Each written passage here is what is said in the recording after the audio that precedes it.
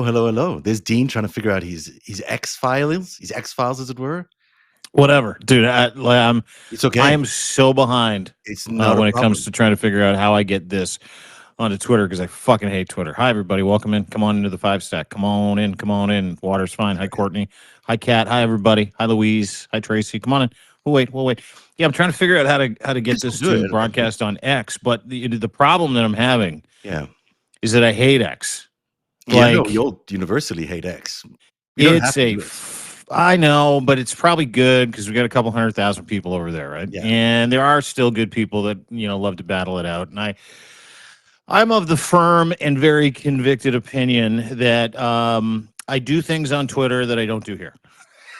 Oh, yeah?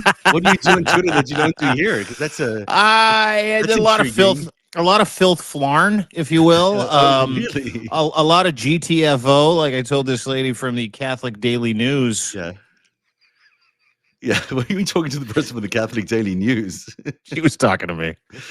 Oh, dear. So I told her to go fuck herself. Anyway, Oh. long story short, but I don't have a problem with it because if you're one of those weirdo pro-life, pro-forced birth, anti-free choice when it comes to euthanasia, and you believe in conversion therapy, you think Yeah. gay people are the fucking devil, I think you lose every right. And this is sort of the umbrella that I put over, the language that I use sometimes and the vitriol that I can spew from time to time. I mean, I get familiar with it. This is Dean 1.0. I like to touch base with him sometime.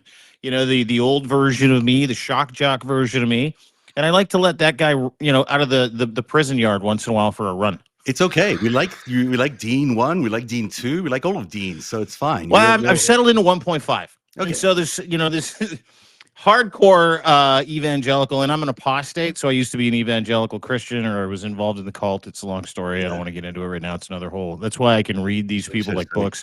Oops, I'm hearing three of you now. 1 second, sorry. Oh, did we lose me? No, we got you. I just wanted to see the chat because there's so many people in chat. I want to make sure we say hi and listen. Well, hi, chat. Hi, everybody. Hi. So, and listen. Take no. I don't have a problem with religion, even though every religion starts out as a man-made cult, and if you get enough people and you get tax-deductible status, you become a religion. That's literally how it fucking works. So, and I know hope, for people and ideologies is really, really important.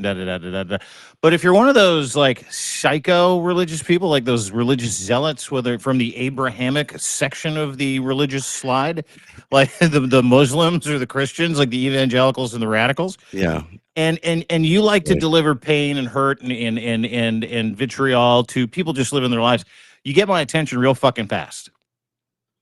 Because I get it, and I can destroy their ideology, their faith in a moment's notice.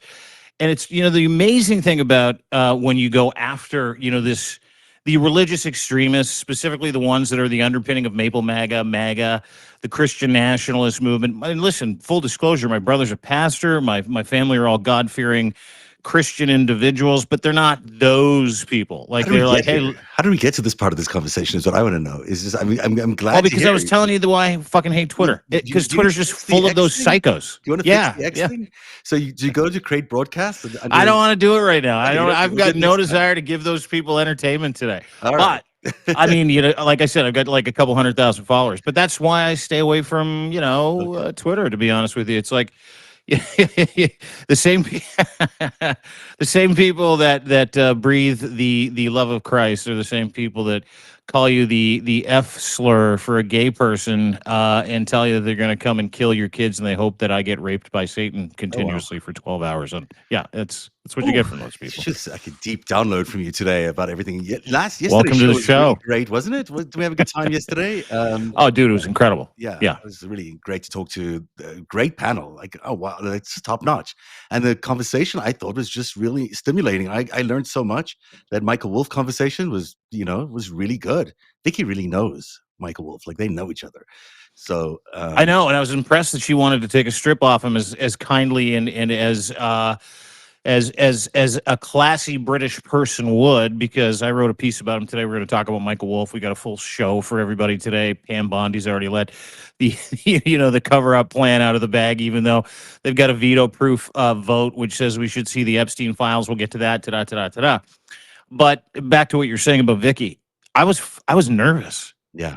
Like I never get nervous to talk to people, but Vicky Ward, and listen, I would have been nervous if I didn't know Lev as well as I know him, but Lev's just a dude, right? And Waj is a dude, but these are serious They're hitters. names. They're names. They've done They're lots of great big things. names, They're, you know. I look up to them. I think, wow, every time I'm sit there, they're on. I certainly, I'm a little more careful with the things I say. I'm a little more buttoned down. I'm a little bit more.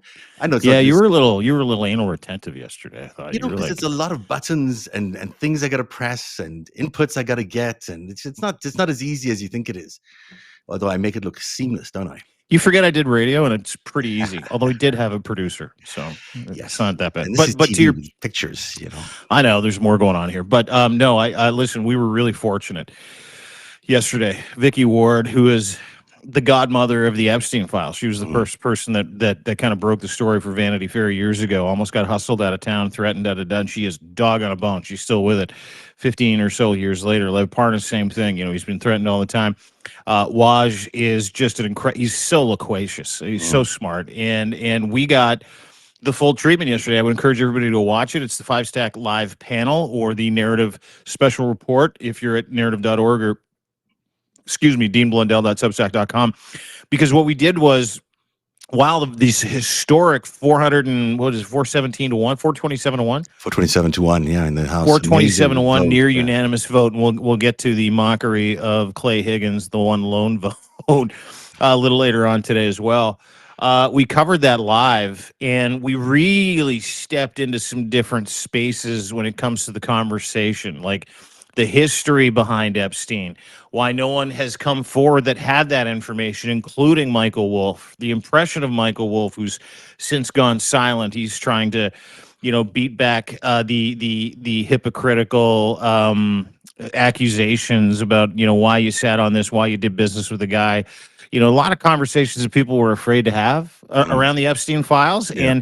And I mean, from people who know soup to nuts, like everything about the MAGA reaction, everything about the MAGA mind, everything about the way Trump is going to play this out. And we're going to talk about that today because the fix is already in. We're not even 24 hours later.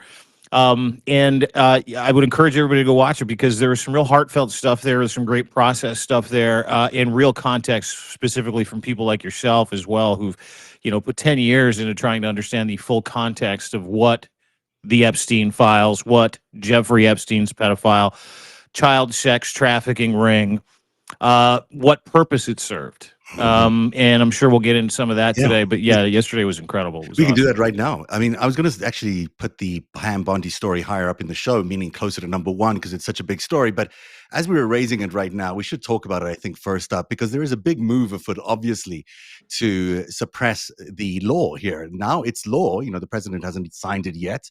We wonder why he hasn't signed it yet. But, the House and the Senate almost unanimously, signed this law into law. And so, or at least voted into law. Yeah, he said he was going to sign it as soon as he got to the Resolute desk today. What's he been doing today? Did he have a late night with MBS or something? Because it's now 3:00 and he still hasn't signed the thing. So, why hasn't he signed it is question number one. The first thing we found out this morning was Attorney General Pam Bondi announced this, that she is launching these new federal investigations, as she did last week, into all these people that the president had asked her to: Clinton, Hoffman, Larry Summers. And then, yesterday there was the law does have some loopholes, and the Washington Post and New York Times point this out today, that amongst the loopholes is an opportunity for them to not release information because of new investigations that are underway. So Pam Bondi and Kash Patel, looking ridiculous as always, had a press conference this morning, and they were asked about what exactly is going on. Like, are there going to be new details, new information, new things going on? This is Pam Bondi this morning. Basically, well, you just have to look at this because it's hilarious. But here she is trying to answer the question. What changed since then that you launched this investigation? Information that has come for information. There's new information, additional information. And again, we will continue to follow the law, to investigate any leads. If there are any victims, we encourage all victims to come forward. And we will continue to provide maximum transparency under the law. What changed? So she has no clue, really, what this new information is. There's just, we have information. Yeah, information. And She's more so information. fucking stupid, dude. I watched that today, and we'll get to it. I don't know if you watched, Justice Fitzpatrick blow up Lindsay Halligan and the whole Comey thing over the past 2 days. That's coming up. Yeah. America's an idiocracy. And you need to paint everything we talk about today as if it is a kakistocracy, idiocracy run by the dumbest fucking people in the world that are there to do one thing and one thing only, which is protect dear leader, protect a guy that walks around in a diaper and smells like shit, who's also got dementia, who put on a fucking carnival for MBS yesterday, who is a rapist, a 34-time felon. So let's just put that in the atmosphere as we kind of discuss this. Pam Bondi stood up there today, and the point of that press conference actually had a Canada tinge to it. Did you know that? Yeah, I did. I watched the whole thing. Yeah, because there's this dude named Ryan Wedding, who's a former Canadian Olympian, who's like involved with the Sinaloa cartel, and apparently there's a manhunt for him. Canada wants him, CSIS wants him, RCMP wants him, Pam Bondi, the FBI, CIA, they want him, ATF, they want him too. So it was a joint press conference today, which actually was, somewhat friendly, even though the person who I'm very well aware of, the RCMP commissioner, fucking thinks every single idiot that he was standing with is a fucking idiot, and he's right. I watched Pam Bondi do what Lindsay Halligan did with the Comey thing today, but she did it live. Yeah. There's things. There's good things. I've got things. I got information. I have information. There's things, some stuff, and I'm blonde, and I'm fucking There was a an ambulance chaser, and I don't know what I'm doing, and I'm way over my fucking head, and oh my God, we're all going to fucking jail. So I'm going to do and say whatever I can say and do. Whatever the Deputy Attorney General wants to say, because that's what she said. She says, I actually have information, but I'm going to let the Deputy Attorney General, the guy that Trump just installed. Which means he has no information. This is the answer to this next question. Oh, it's coming. I hope it's coming. It should come. Oh, no, it's not coming. What new information? And would you limit the new investigation to just those named persons that the president talked about, or is this a broad, open-ended investigation? I would refer to the Deputy Attorney General's post that he put out. Okay. This guy. Oh, sorry, cut out. So anyway, she does basically say, yeah, this report is on point. And What? Wait a second. What new information do you have? That guy knows. he wrote something on X, and you can read it. She literally said that. Yeah, she has no idea. She's like, he put something out on social media. You can go read it for yourself. But I don't want to be arrested. Do you want to be arrested? I don't want to be arrested. This guy want to be arrested? Let him go be arrested for some crazy conspiracy, because that's what's going on. I mean, let's call it what it is. If they release these files after this unanimous vote and after declaring just a few months ago that there is actually no new information. She said it herself. There is no new information on Epstein. There's nothing else we need to investigate. Pretty sure that's why they closed it, right? Yeah, right. And now there is new information. Doesn't know what it is. The deputy guy, he knows came what out it the is. same day that the tidal wave of people that wanted to see that information said, you fucking show us or you go to jail. It's amazing, isn't it? Amazing how that happens. And the president still has not signed this new legislation because he's terrified, obviously, of what's in it, which, segues nicely into the next story, which I don't even have a banner for, but is a good story. Well, hold it before you get there. Yeah. We haven't even talked about the fucking plan, because she leaked the whole plan in that first clip. Okay, Yeah. Well, She go ahead. leaked the Tell whole me what plan. the plan is. They're going to follow the law. If you're under the impression that they're going to follow the law adjacent to the Constitution of the United States of America, hold up. If you remember, about 9 months ago, Donald Trump signed an executive order that said only the president and the attorney general get to decide what the law is and the interpretation of that law. And if you remember, not long ago, President Trump said everything's a fucking national emergency, including this. And if you remember Mike Johnson yesterday laying the track work, plan B, plan C, plan D, they got contingency plans for burying all this shit, escape hatches for all this stuff. Mike Johnson's like, well, national security. He was like Rain Man yesterday. He's like, national security. Those two words are going to come in very handy. And the fact that they said they're going to follow the law when they decide, and they've got an executive order, like a literal presidential memorandum executive order that says only they get to decide what the fucking law is. That has never been challenged, by the way. Yeah. And they plan on following that law. And what that law is to them is everything is a national emergency. And that national emergency is a great big tarp that they could put over all the Epstein files. And what they'll do is they'll point to sources and methods and say, well, we can't because it's going to create, Mega Mike said it the other day, prior to getting wiped out by John Thune. I imagine he probably went back to the Senate. He's like, what the fuck, you guys? You're going to pull it up. It's like That was unanimous. amazing that the Senate did that. I didn't know. Oh, it's incredible. That vote. I really am impressed that they did pull that out in the way they did before anyone expected, before they even had legislation. They voted on it. So. Yeah. Oh, dude. And it was unanimous. It wasn't like even in the fucking House. Like every single senator was like, we're not wearing that scarlet letter. Fuck that guy. So they passed the thing. And so when you think about what's at stake here, just remember the words national security, that little phrase. Okay. And we're following the law, that little phrase. Yeah. And separate those two because they get to decide, according to an NPSM memorandum, what the law is and who interprets it. And then the other part of that, which I find really interesting, is national emergency. Yeah. They're going to put everything under that tarp, under that umbrella. And listen, they not only is Trump not going without a fight, they will weaponize this somehow. They will use this to go after more people. They will talk about, and you're seeing the track works get laid for that with Jim with the G, Jordan, JYM, Jordan, and Mega Mike yesterday going, this is all so you go get Donald Trump. This is President of the United States. He's got busy shit to do. He's got important stuff to do.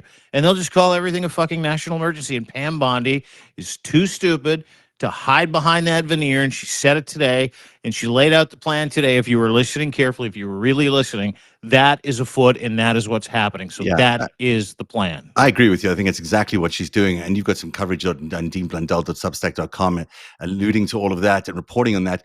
It just seems to me that they're a bit tone deaf. I mean, it doesn't, when you've got the entire House and the entire Senate, except for one person in each of those chambers. Tommy Tuberville was the holdout for the Senate. That doesn't really mean very much, but at least one vote for Donald Trump. Well, Tommy Tuberville's taken a tour through a couple of university cheerleader rooms. So there you go. Probably. And then so you've got, the whole country almost unanimously and both houses telling the president, we really, really want to see these Epstein files. I mean, it's not like we just kind of maybe want to see these Epstein files. It was, we all want to see the Epstein files. Yeah. The president is basically saying, no, I'm not going to show you all the Epstein files. And he just had the equivalent of what would be a no confidence vote. I mean, this is the kind of vote that a president freaks out about. A prime minister in another country would be resigning. This is the country telling him, we have no confidence in you.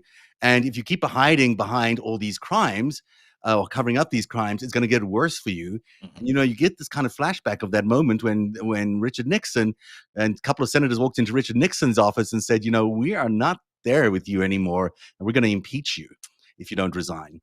And that is where we're heading. I think if the president thinks he can get away with this sort of, maneuver and this Justice Department hiding things, he's not going to get away with it. He's not going to get away with it. He's going to be impeached. He's definitely going to lose the next election, and he's going to be impeached right after that. He might even be impeached before that, because everyone wants to save their elections next year. So, well, he's not afraid of impeachment, right? Like he's been impeached twice. He's trying to wipe that off. If he gets really impeached and gets loses his job, then he gets arrested right after. But he's been impeached twice and wasn't arrested after both times he got impeached. The Senate just voted unanimously to basically slap his wrist. If they did that, they might even be willing to remove him from office. All right.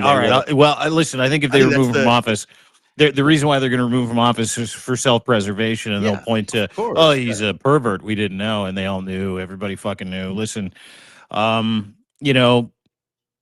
not confuse yesterday's near unanimous vote with Tommy the Trigger Man Tuberville and Clay Higgins, two yokels, two fucking hillbillies, two MAGA hillbillies, racist hillbillies. And their abstention, hillbillies. Yes, probably. Well, they're covering up a pedophile protection ring, right? Yeah. That's what they're doing. Let's not confuse, this whole notion or narrative around, 472, and then how many people in the Senate? There were 100 people in the Senate. 100 people in the Senate. 100 people in the Senate. So 472 and 99. 97. So it was 96 actually, because three people abstained and there was one person. sure, yeah. Yeah. Just fucking the courage in those chambers is Well, truly amazing, isn't it? or But they let's weren't there or something. but let's not. Yeah, I know we had that problem up here with Carney's vote, which passed, and some people were like, "I was sick." I'm like, whatever, dude. Let's not confuse this idea that we're going to start giving courageous honors and medals to every single one of those people that up until the idea that they were going to get wiped out, they were going to, if they voted no, they were going to look like pedophile protectors. Yeah. They were going to lose favor with their constituents. This is an 80-20 issue. What do I mean by that? 80% of the United States of America and the citizens in that beautiful country, which I still love, want the fucking Epstein files. They don't like pedophiles. Yeah. They don't like knowing that the elected elected officials are covering up for Donald Trump, who's a pedophile, and all of his pedophile pals, as they continue to sex traffic and sexually assault young children and women for the better part of 35 fucking years. Mhm. And so there is no profiling courage for anyone over those 218 signatures. Anybody. I mean, that was unanimous yesterday, right? Unanimous, Yeah, so effectively. The country is Okay. the country is telling the president he has to reveal all this information. He has to let these files out.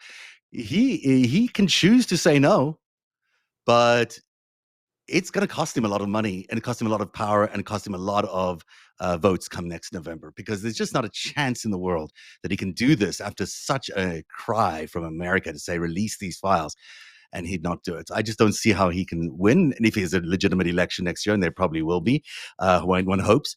The other Well, thing and to your point, Yeah. this wasn't the senators. This was the senators looking at polling, yeah, talking to their constituents, getting polling from their ridings or their districts, yeah, going, if I vote against this, I'm fucked. yeah, I'm going to lose next year. And The the Senate's very Power of fragile next America, year. the power of we versus you. Mhm. It's fucking incredible. It That's really why is. there's a new protest now planned called Remove the Regime, and it's happening on the 10th of December, if I'm not mistaken, for a couple of days outside the White House. And,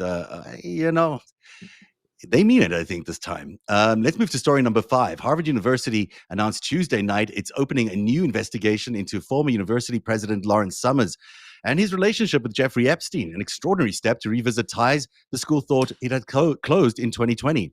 House documents revealed Summers exchanged hundreds of messages with Epstein through July 5th, 2019, just one day before Epstein's arrest, including conversations where Summers sought Epstein's advice on pursuing a romantic relationship with a woman he called his mentee, with Epstein calling himself Summers' wingman.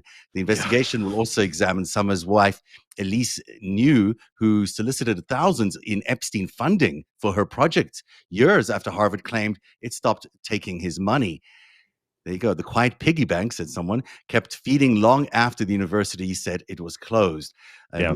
We'll get to the other piggy story in a minute, but that's Larry Summers also off the board of Open AI. Open AI, yeah, he so quit today. He's be acting the way everyone else should be acting. Fuck Larry Summers. Mhm. Fuck anybody involved with Jeffrey Epstein.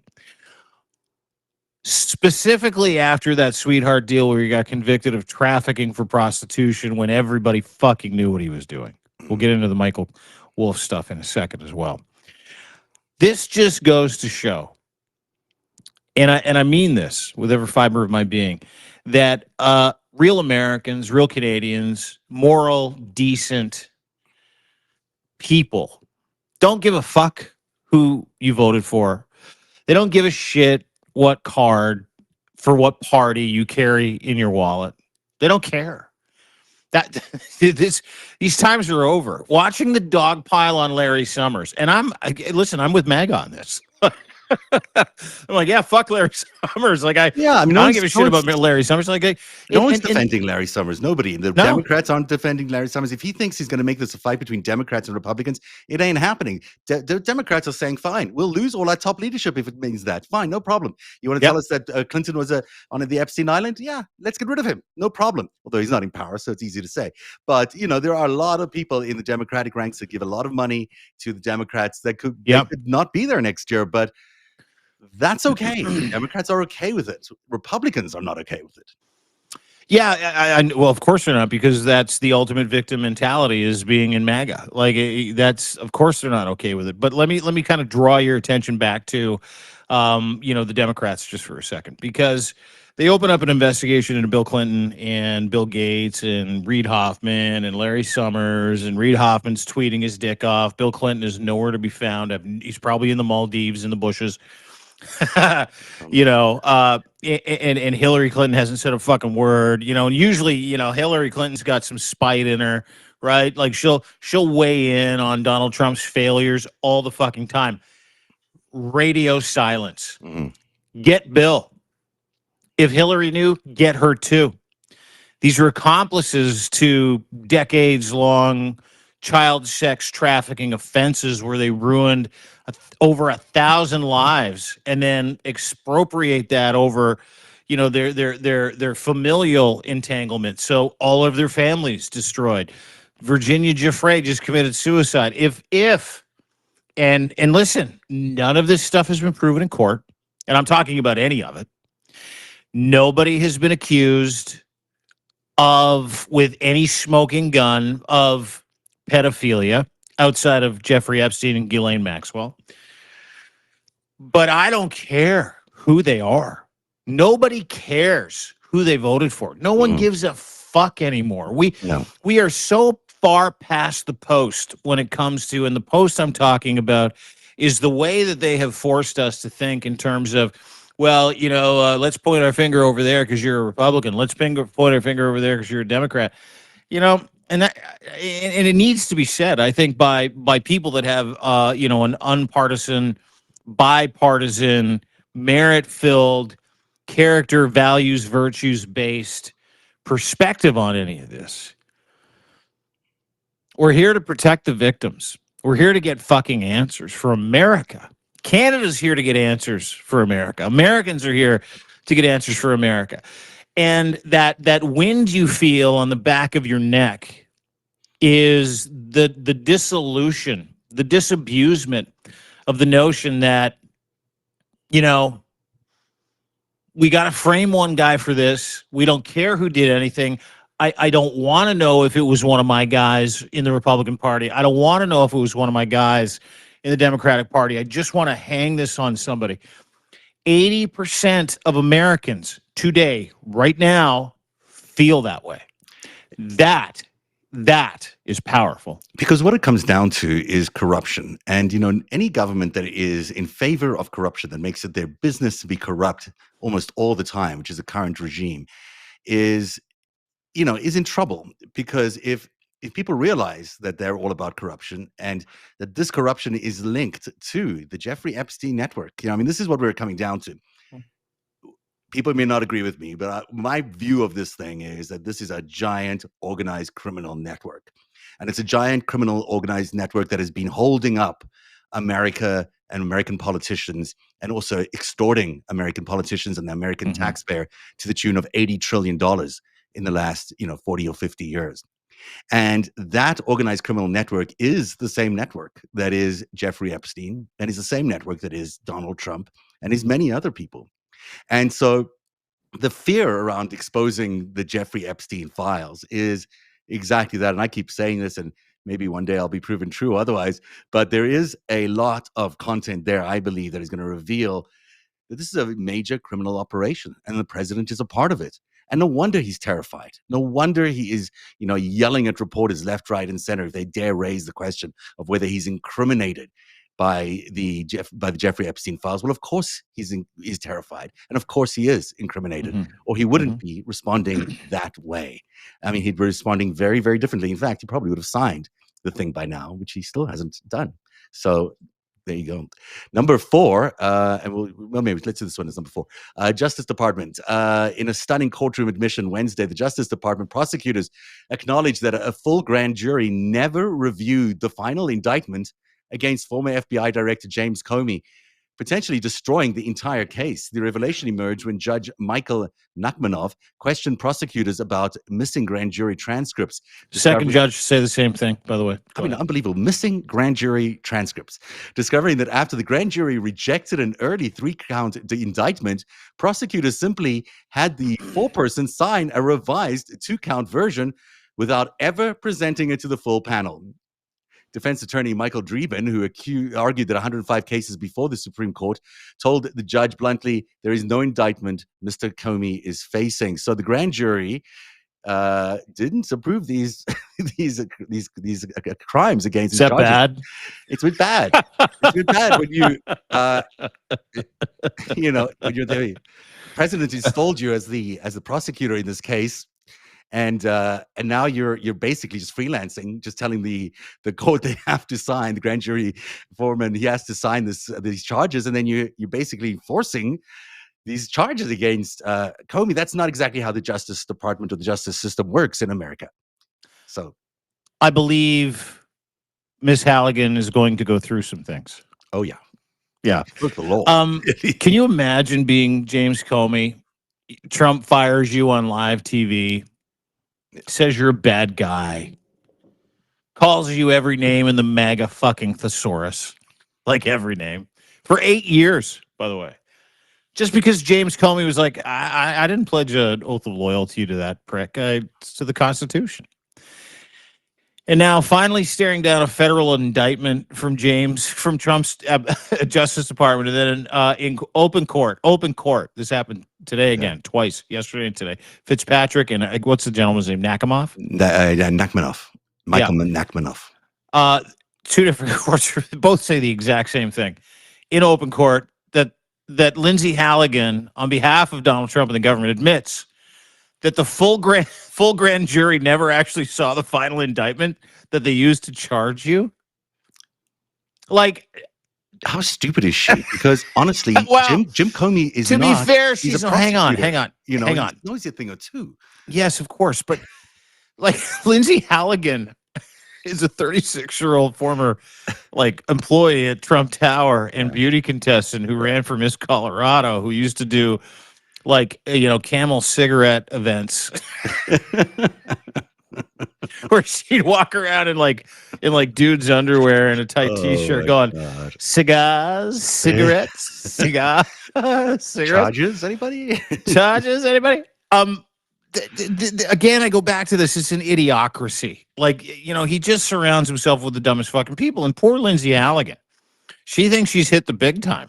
Yeah. And Donald gets a call from Donald Trump. He's like, Lindsay, I need you to come up here, charge James Comey. You'll be all over. Because this is how he sold it to her, by the way. I read a great piece on this today. Yeah. I'm going to turn you into a superstar. You get a job if you do this. Be in the White House. You're going to do a great time. You're going to be the best. You're going to be the greatest. All you have to do is come up here and try and figure out a way to frame James Comey for a crime he never fucking committed. The former FBI director. So she's FBI an insurance. Yeah, dude. Fucking guy's got all the resources in the world. Yeah. So she comes up to Washington. She's like, okay. And then Trump's like, here's what you do. You talk to my legal team. So Trump's got the shadow legal team. And they're like, don't worry. We'll tell you what to do. But unfortunately, because Don hires dumb fucks willing to break the law for him because they're dumb fucks, they give her all kinds of advice. And the advice that they gave her is, show the grand jury this one thing. Promise them that it'll get worse if they just indict James Comey. Because this is, I'm just putting this in street language so everybody understands it. I'm also not a lawyer, so it makes sense to me. Tell the grand jury that these are the charging documents, and don't worry, we'll have more. And this is how bad it is. And use a deposition, a client attorney privileged covered deposition between James Comey and his lawyer, which somehow they got their fucking hands on. Yeah. And then torque the language and present that to the grand jury and tell them, don't worry, more's coming. Trust me. This is a crime against humanity. James Comey's the worst. And there's no grand jury testimony, by the way. There's no, usually you'll find, oh, this person said that about this. Yeah, it's all All missing. you knew is, it's all gone. No one knows where it It is. never happened. There was no deliberation about it. It was never deliberated. It was never presented to them. They just handed it over to the foreman and said, "You sign it." He did. You got it. And this is why Halligan's case against James Comey is falling apart. It's complete catastrophe. And it's just another sign that Donald Trump is flailing. Dude, it's not just the falling country. apart. She's going to get disbarred. Yeah, she's probably going to get a criminal And Lindsay prosecution. Halligan, if you're listening to me, Yeah. okay, listen very carefully. Preserve all records. First, quit. Let's just go back again. Quit. Admit what you did. Preserve all your records and get a real lawyer, not an insurance lawyer buddy of yours. A real lawyer. Get a real constitutional law expert. Yeah, this is not a good look for them. Number 3, President Trump defended Saudi Crown Prince Mohammed bin Salman Tuesday over the killing of Washington Post journalist Jamal Khashoggi, saying things happen and that MBS knew nothing about it, despite a CIA assessment concluding the opposite. That he engineered it, by the way. Engineered The it. CIA, yeah. Trump's dismissal came as he hosted MBS at a White House state dinner complete with Army honor guard, black horses, and trumpeters, and an F-35 flyover. And he saluted him too, by You've the got way. the story on deanblundell.substack.com. This is quite a scene last night. Yeah, the pageantry was unbelievable. Let me kind of take you through a Coles Notes tour. Coles Notes is a cheat book that Canadians have, where if you don't want to read a book, you get this little tiny book. It's like, here's. I think the Americans. Do they have them in the yeah, I States? think- Okay, well, good. I think so. Let me take you through a cheat Coles Notes code little version of what happened yesterday. Donald Trump and MBS are friends. They're both greedy fucks. They're both dictators. They're both fascists. And they're both involved with Jeffrey Epstein. Mhm. Deeply involved with Jeffrey Epstein. So vote happens. Trump picks up the phone. He's like, MBS, love for you to come down here. Need a distraction. Got to tell people that you're going to put A trillion. $1 trillion. Now, keep in mind the GDP of Saudi Arabia is 1.1 trillion. Yeah. You're going to give us your entire GDP. And just tell everybody that, and I'll be happy. And then we'll put on a show, and then we'll tell everybody that you like me more than Biden, and the country's better, and the hottest country in the world. And that's exactly what happened yesterday. Yeah. Do you want to listen to some clips? Oh, you told me when you went to. Oh, dude, yeah, please. In amongst that operation, anytime Jeffrey Epstein's name came up, or anytime someone brought up the fucking fact that Saudi Arabia was behind 9/11, and that man, MBS, murdered Jamal Khashoggi and cut him into pieces, put him in a bag, and threw him in the trash. An American fucking citizen. Donald Trump took MBS's side and literally whitewashed, abused, verbally abused, and threatened the person, one woman answering the question. It's got to be a woman because he has no respect for women. Play the first clip if you can. This is fascinating. So Watch there's 3 here. There's one that's 2 minutes long, and there's one that's 41 seconds long. Was it the one with the reporter? You want to hear the one with the reporter, I think, right? Yeah. Okay, let's listen to this one. This is Mary Bruce, I think, from ABC, by the way. Yeah, Mary Bruce, great. 1 week for Congress to release the Epstein files. Why not just do it now? You know, it's not the question that I mind, it's your attitude. I think you are a terrible reporter. It's the way you ask these questions. You start off with a man who's highly respected, asking him a horrible, insubordinate, and just... Oh, sorry, that cut off there. He does go on a little bit. Play it again. Play it again. Yeah, okay. Because, you know, what a great little intro. What a great little lead in.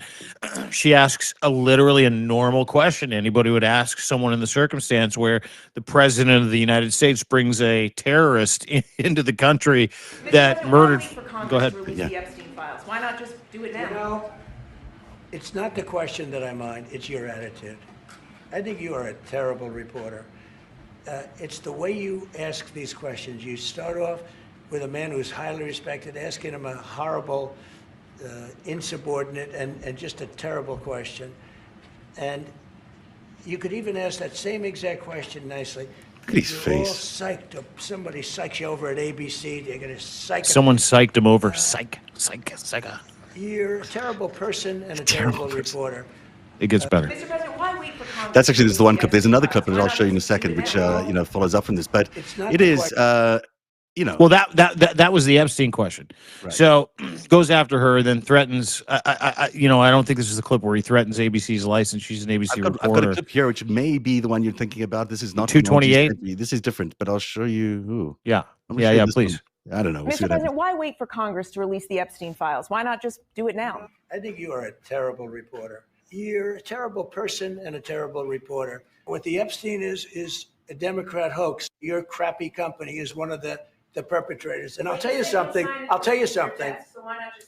I think the license should be taken away from ABC. Mr. President, Now that is. Yeah. Can I just kind of give Yeah, you go for some details there? Yeah. ABC doesn't have or need a license. Affiliates do. Yeah.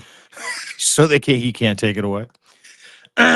No, and it's also She's a licenses woman. from the public. They're not licenses from the FCC. They Correct. Public. Yeah. It's them. The public owns Yeah, the yeah. airwaves, not You got it. Trump. Yeah, you got it. In the United States, it's different in Canada. The government owns licenses for broadcasting, but those are individual licenses for individual outlets. They're not for mother companies that own, the affiliates and all the different radio stations, television stations, et cetera, et cetera. So he's an idiot. He has no idea what he's fucking talking about. And all she did was say, hey, listen, fuck, this is a historic day. Why don't you could have just released the Epstein files and you did not. Can you tell me why? And he's like, I don't have a problem with your question, which he does. I have a problem with your tone. Okay, let's talk about the tone. Absolutely fucking measured and a professional tone. Mary Bruce nailed it. Yeah, nailed she's it. great. She's the best reporter now in that whole press call, because she really is the real deal. That's what you're meant to do at these press conferences. You're meant to ask the tough questions. What's the point of being there? What's the point of earning those big salaries if you're not asking those tough questions? But of course, it all follows what happened the day before, which is on the Air Force One, when he decided to call someone, also a very professional reporter from Bloomberg, quiet Piggy was the term. Piggy. Yeah, call her Piggy. Quiet Piggy. Controversy today over the president's treatment of a reporter aboard Air Force One. Quiet, Piggy. Yep, he really did call a female reporter Piggy.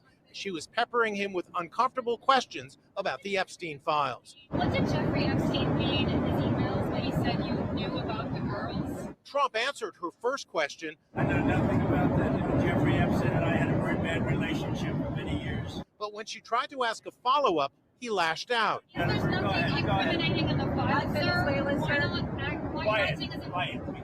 This photograph of the moment shows just how angry the president is, thrusting his finger right in the reporter's face. She's Catherine Lucy from Bloomberg News.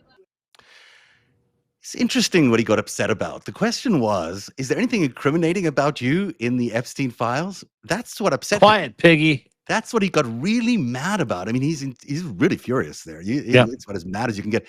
Not to mention the fact that he's now 2 days in a row where he's decided to bully two female reporters about a story that is all about abusing women, mostly teenage girls, that he has occasionally been implicated in a legal suit that, never went through, but he has been, implicated in this entire story before, and he is out there bullying, harassing, saying terrible things to these people.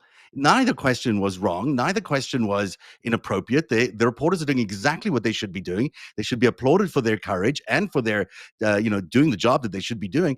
And he's berating them. He's treating them like quiet Piggy. Yeah, he's a misogynist. He hates women. He thinks women are assets, and you saw it come out in that clip, and you also saw it come out in the Oval Office with Mary Bruce. There's another clip. I think it's 228. I don't know if you have it, where Mary Bruce asks a very fucking logical question of Donald Trump, who is hosting a guy who murdered Jamal Khashoggi, who is partly responsible for 9/11, that murdered well over 6,000 people. If you extrapolate all the disease and PTSD and suicide, closer to 10,000 people in New York and during 9/11, which I was deeply, deeply affected by because I was doing radio at the time and covered it live. And she asks him a question. If you have the clip, I would love to play it because he's protecting a guy who funded an attack on Americans in America. Watch this clip. Mr. President, is it appropriate, Mr. President, for your family to be doing business in Saudi Arabia while you're president? Is that a conflict of interest? And Your Royal Highness, the U.S. intelligence concluded that you orchestrated the brutal murder of a journalist. 9/11 families are furious that you are here in the Oval Office. Why should Americans trust you? And the same to you, Mr. President. Now, who are you with? I'm with ABC News, sir. You're with who? ABC News, sir. Fake news. ABC fake news. One of the worst in the business. But I'll answer your question. I have nothing to do with the family business. I have Never does. And when I've devoted 100% of my energy. What my family does is fine. They do business all over. They've done very little with Saudi Arabia, actually. I'm sure they could do a lot. And anything they've done has been very good. That's what we've done. We've built a tremendous business for a long time. I've been very successful. I decided to leave that success behind and make America very successful. And I've made America more successful by far than it ever was, and that it ever could have been, no matter who was president. There would be nobody bringing in $21 trillion, that I can tell Neither you are right you. now. As far as this gentleman is concerned, It's a lie. He's done a phenomenal job. You're mentioning somebody that was extremely controversial. A lot of people didn't like that gentleman that you're talking about. Whether you like him or didn't like him, things happen. But he knew nothing about it, and we can leave it at that. You don't have to embarrass our guest by asking a question like that. Okay, just you ask, Mr. President, please, if you allow me to answer.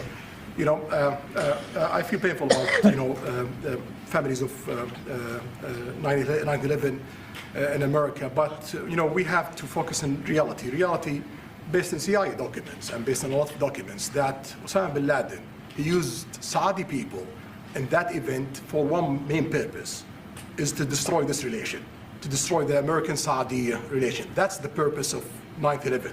So whoever buying that means they are helping Osama bin Laden's purpose of destroying this relation. He knows that strong relation between America and Saudi Arabia, it's bad for extremism, it's bad for terrorism. And we have to approve him wrong and to build our relation, continue developing our relation. It's critical in the safety of the world. It's critical against extremism and terrorism. About the journalists, it's really painful to hear, anyone that been losing his life for, no real purpose or not in a legal way. And it's been painful for us in Saudi Arabia. We've did all the right steps of investigation, etc. in Saudi Arabia, and we've improved our system to be sure that nothing happened like that. And it's painful and it's a huge mistake, and we are doing our best that this doesn't happen again. Mr. President, this side. Thank you, Mr. President. Mr. President. Yeah. There you go. Can I? Or should you go? You go. No, go ahead. Well, I just might. Besides the fact that Trump is an idiot for just berating this journalist, there are so many important stories in this particular question. 9/11 was clearly an operation which involved Saudi operatives, but it also involved a senior diplomat, a Saudi diplomat, that the hierarchy inside of the crown in Saudi Arabia knew about. There is very little to suggest otherwise. So this idea that it's just this thing that bin Laden did in order to somehow damage the relationship between Saudi Arabia and the United States is, it's just not, it doesn't pass the test. It just doesn't. It's just the reality of it is the Saudis were there the next day with George Bush. George Bush was in the pocket of the Saudis, as one would say. There is many good reasons why they wanted that war to happen and why they wanted the building, the World Trade Center down for many, many reasons. But this was a terrorist attack designed to be a terrorist attack on America. The Saudis were implicated. Other countries were implicated. It's just, it's hard to run from that reality. But I do think at least the Crown Prince sounds somewhat normal in responding to these questions versus Trump, which is, I'm not saying he's saying the truth. I'm just saying he sounds like he's like he knows how to spin the room. But on Khashoggi, he was directly involved with Khashoggi. This was not a things happen. This was a Khashoggi was saying things and reporting things about Mohammed bin Salman's regime that were uncomfortable for him. And he was doing it in the Washington Post. And he wasn't a citizen, but he was a resident of America. And he was doing what journalists do, write uncomfortable things sometimes, like other journalists ask uncomfortable questions sometimes. The fact that he would sit there and be able to firstly have a presence in the White House when Donald Trump during the first administration covered up for MBS as this was happening. He was the guy who was in charge at the time, and they and add into that the $2 billion cash infusion into Jared Kushner's venture capital company from MBS. And Jared was in communication on WhatsApp with the Crown Prince that we still don't know about. We still don't know about the whole, the United States. Donald Trump came out on the front lawn of the White House and basically defended MBS during that whole thing. And he should never have done that. He should have completely criticized him, and they should have stopped any relationships with the Saudi prince until this was cleared up.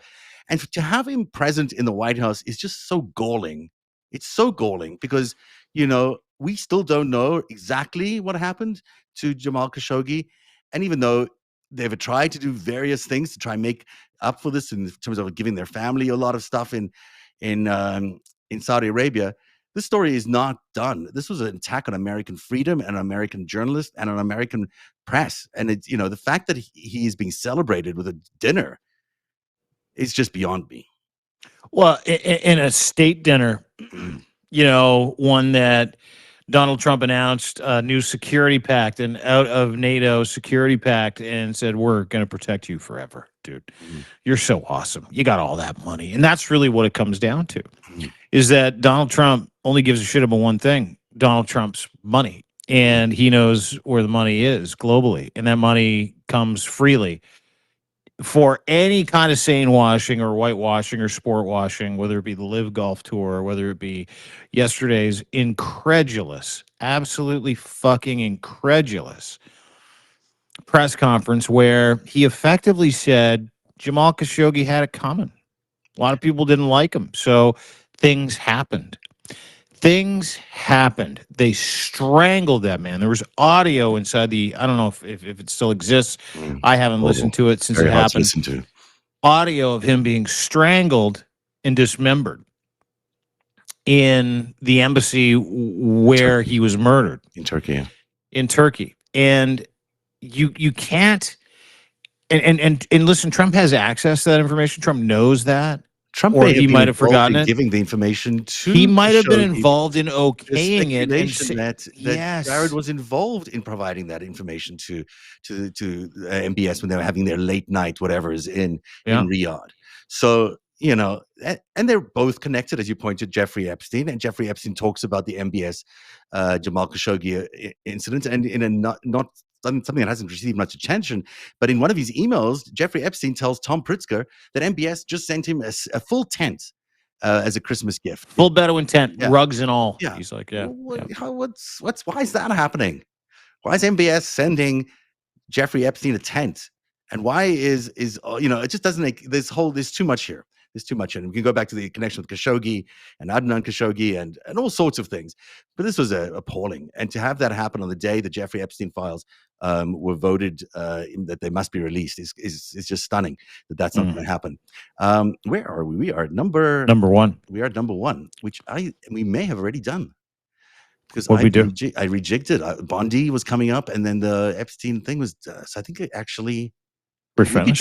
We're done. We're done early. We're done the FiveStack. We didn't even realize it. Not even that early. Just a few. It's pretty awesome. But we did the whole FiveStack. I mixed up the orders and these graphics. So it happens. We're busy people that live busy lives. I mean, I'm not unhappy. We're done the FiveStack. That was a good one though. Really good one. Listen, everybody. This isn't just our pleasure to be able to kind of disseminate this information and act as Sherpas. I say this all the time. We're you. We ask the same questions. We want to know the same things. The same bullshit doesn't make sense to us. And we get a chance to do this for you and with you every single day at 3:00. And would love for you to share this with as many people as possible.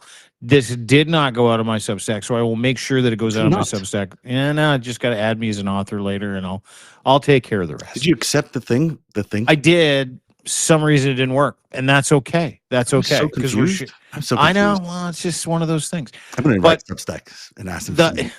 The most important aspect of this is that you chose to spend some time with us today in a historic time in the United States of America. I watched that panel yesterday. I think prime time, we were like 4,500 people watching.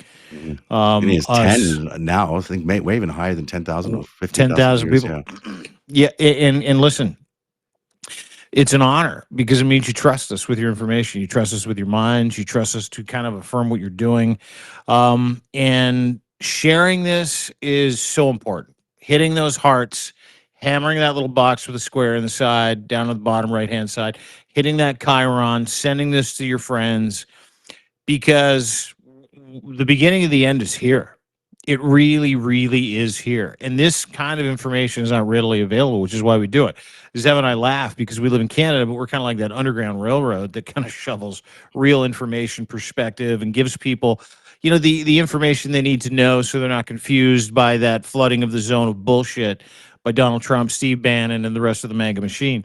Subscribing is so important to us, free or paid. We're so grateful to have you as part of our community, as part of our resistance.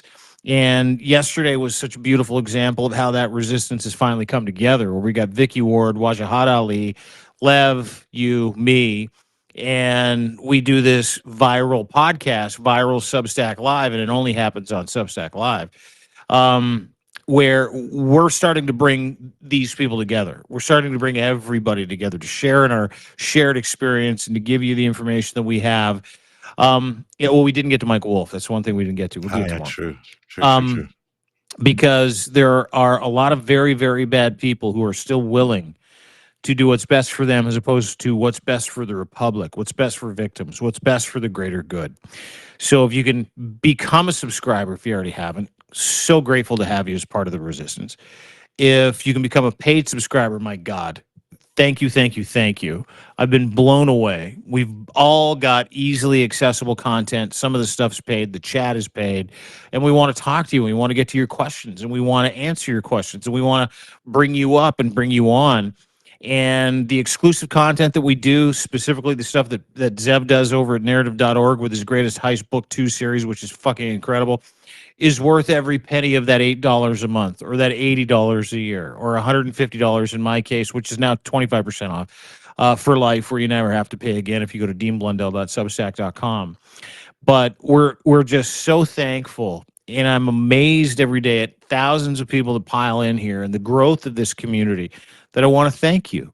And I think I can speak on your behalf too, now that you're a big, beautiful bull checkmark, that we've done this for years, and to have done this for years and finally to connect at such an important time in our history, in the pantheon of democracy in North America, globally, to be able to connect with you and have you trust us is one of the most humbling things for Zev and myself. That you not only keep us fed, keep us dry, keep us warm, keep us moving forward, keep us employed, because we work for you.